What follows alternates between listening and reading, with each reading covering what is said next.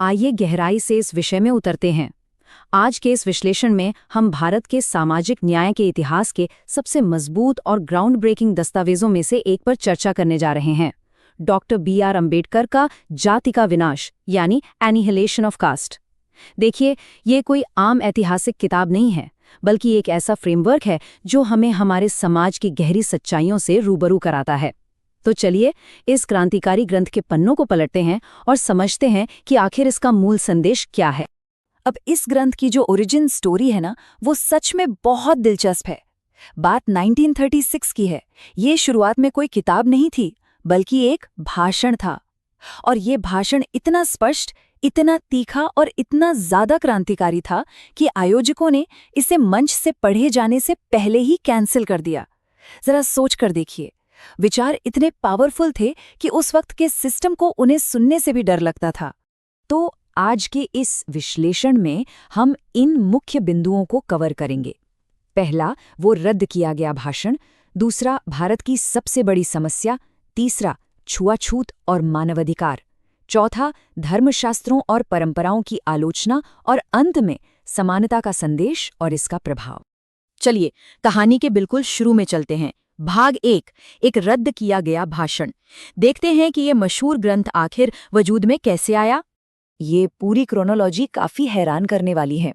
हुआ यूं कि डॉक्टर अंबेडकर को 1936 में एक संस्था ने भाषण देने के लिए बुलाया, लेकिन जब उन लोगों ने अंबेडकर जी का ड्राफ्ट पढ़ा तो उनके होश उड़ गए।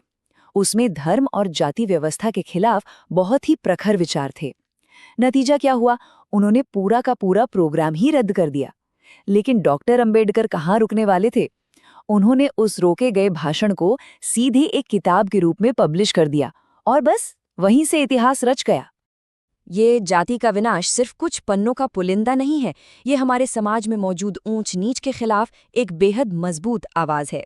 इसे असल मायने में सामाजिक न्याय, मानव समानता और आज़ादी का एक पक्का मैनिफेस्टो माना जाता है। ये हमें दिखाता है कि कैसे एक दबाई गई आवाज जब कागज पर छपती है तो वो हमेशा के लिए अमर हो जाती है। अब आते हैं हमारे दूसरे हिस्से पर, भाग 2, भारत की सबसे बड़ी समस्या। यहाँ डॉक्टर अंबेडकर का जो मुख्य तर्क है वो उस समय की आम धारणाओं को पूरी तरह पलट कर रख देता है। यहाँ जो विरोधाभास है ना, वो बहुत ही क्रूशियल है।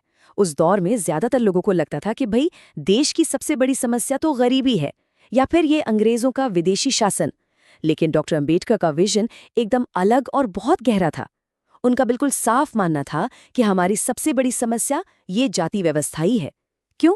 क्योंकि सिस्टम ने हमारे समाज को हजारों टुकड़ों में बांटकर रख दिया है। ये इंसान को सिर्फ उसके जन्म के आधार पर ऊंचा या नीचा बना देती है, जो सीधे तौर पर मानवता और लोकतंत्र के खिलाफ है। जाति व्यवस्था इंसानों के बीच भाईचारे को समाप्त करती है। ये कितनी पावरफुल लाइन है, इस पर हमें सच में रुककर विचार करना चाहिए। उनका लॉजिक सीधा था कि जब तक समाज में जाति नाम की चीज रहेगी, तब तक सच्चा लोकतंत्र या समानता आ ही नहीं सकती। क्योंकि लोकतंत्र सिर्फ वोट डालने की मशीन नहीं है, ये लोगों के बीच आपसी भाईचारे पर टिका होता है, और जाति व्यवस्था उसी भाईचारे की जड़ें काट देती है। आगे बढ़ते हैं भाग 3 की तरफ, छुआछूत और मानवाधिकार। अब हम उन कठोर सामाजिक सच्चाइयों पर बात करेंगे जिनका इस ग्रंथ में बहुत गहराई से वर्णन किया गया है। इस किताब में दलितों और जिन्हें उस वक्त अछूत कहा जाता था, उनके साथ होने वाले रोजमर्रा के भेदभाव का जो कच्चा चिट्ठा है वो रोंगटे खड़े कर देता है। सोचिए, लोगों को मंदिरों में जाने की इजाजत नहीं थी, सार्वजनिक कुओं से पानी तक नहीं लेने दिया जाता था, और बुनियादी शिक्षा और सम्मान से तो पूरी तरह महरूम रखा जाता था। ये कोई छोटी मोटी बात नहीं थी, ये एक बड़े तबके को गरिमापूर्ण जीवन से दूर रखने का एक पूरा सिस्टम था।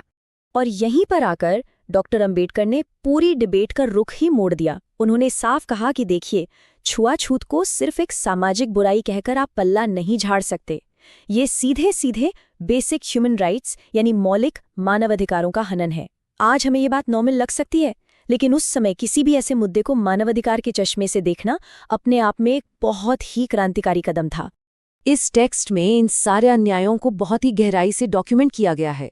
ये सिर्फ कोई शिकायत दर्ज नहीं की जा रही थी, बल्कि पूरे सामाजिक ढांचे के खिलाफ एक बहुत ही सॉलिड, तर्कसंगत और अकाट्य केस फाइल किया जा रहा था।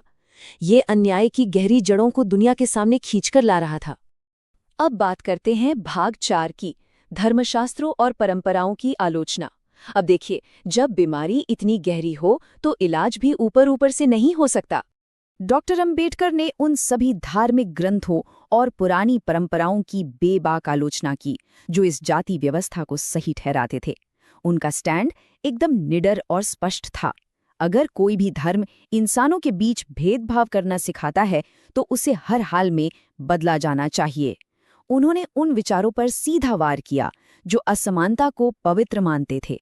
ये पॉइंट बहुत ही रेलेवेंट है। उनका तर्क था कि समाज सुधार सिर्फ ऊपर ऊपर से डेंटिंग पेंटिंग करने से नहीं होगा। ये तो वही बात हुई कि जड़ में बीमारी है और हम पेड़ की कुछ पत्तियां काट रहे हैं, कोई फायदा नहीं होगा। हमें उन वैचारिक जड़ों पर प्रहार करना होगा जो अज्ञानता और असमानता को जन्म देती हैं। पूरे के पूरे फाउंडेशन को ही बदलने की जरूरत थी। और अब आखिरी हिस्से पर आते हैं, भाग 5, समानता का संदेश और इसका ऐतिहासिक प्रभाव। देखते हैं कि इस ग्रंथ की विरासत कितनी विशाल है। शिक्षित बनो, संगठित रहो, संघर्ष करो। आपने ये नारा तो जरूर सुना होगा। सामाजिक परिवर्तन का ये सबसे मशहूर और पावरफुल स्लोगन है। डॉक्टर अंबेडकर ने शिक्षा, संगठन और संघर्ष को ही अन्याय के खिलाफ सबसे बड़े हथियार के रूप में चुना। ये एक कॉल टू एक्शन था कि ज्ञान हासिल करो, एकजुट हो जाओ और अपने हकों के लिए लड़ो। ये संदेश आज भी लाखों लोगों में एक नई ऊर्जा भर देता है। जाति का विनाश का असली मकसद सिर्फ कमियां निकालना नहीं था, बल्कि एक नया समाज गढ़ना था। एक ऐसा समाज जहां आपकी इज्जत इस बात से तय ना हो कि आप किस जाति में पैदा हुए हैं, बल्कि आपकी काबिलियत और आपकी इंसानियत से तय हो। ये समानता, भाईचारे और न्याय का एक बहुत ही क्लियर विजन था। इस ग्रंथ का जो इम्पैक्ट रहा है ना, वो सच में अनबिलीवेबल है। भारतीय सामाजिक आंदोलनों में शायद ही किसी और रचना का इतना प्रभाव रहा हो। और सबसे बड़ी बात, आज हम स्वतंत्र भारत के संविधान में समानता, स्वतंत्रता और न्याय के जिन मजबूत सिद्धांतों को देखते हैं, उसकी बहुत बड़ी वैचारिक नींव यहीं से आती है। तो कुल मिलाकर कहें तो ये किताब केवल जाति व्यवस्था का पोस्टमार्टम नहीं है, ये एक समान समाज का बहुत ही खूबसूरत सपना है। एक ऐसा समाज जहां हर इंसान सिर उठाकर पूरे सम्मान के साथ जी सके। और सच कहें तो ये सपना आज भी उतना ही रेलेवेंट है जितना उस दौर में था। जाते जाते एक बहुत अहम सवाल पर गौर करते हैं।